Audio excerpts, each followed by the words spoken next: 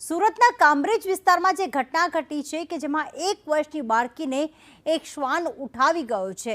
ઘટનાને 36 કલાક વીતી ગયા છે। 36 કલાકથી હજી પણ આ બાળકીની શોધખોળ કરવામાં આવી રહી છે અને 36 કલાક વીતવા છતાં પણ બાળકીની ભાળ નથી મળી। 1 વર્ષની માયાને મંગળવારે શ્વાન ઉઠાવી ગયો હતો। ડોગ સ્ક્વોડ, FSL અને ડ્રોનની મદદથી બાળકની તપાસ કરવામાં આવી રહી છે।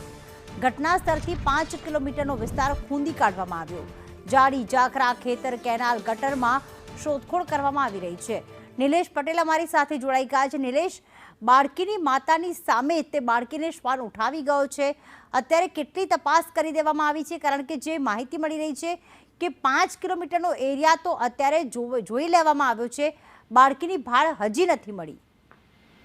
જી ચોક્કસ પ્રીતિ, જે ઘટના બની છે ખૂબ જ ગંભીર ઘટના કહી શકાય। ખાસ કરીને જે કામરેજનું જે વાવ ગામ છે ત્યાં જે શ્વાન જે બાળકીને ઉઠાવી ગયો હતો તે બાદ સમગ્ર આજુબાજુ વિસ્તારની જે ટીમ છે એ ટીમ કામે લાગી છે। ખાસ કરીને FSL છે, ડોગ સ્ક્વોડ હોય કે પછી કામરેજ પોલીસ હોય, સમગ્ર ઘટના બાબતે આ વિસ્તારમાં સતત પેટ્રોલિંગ કરી રહી છે।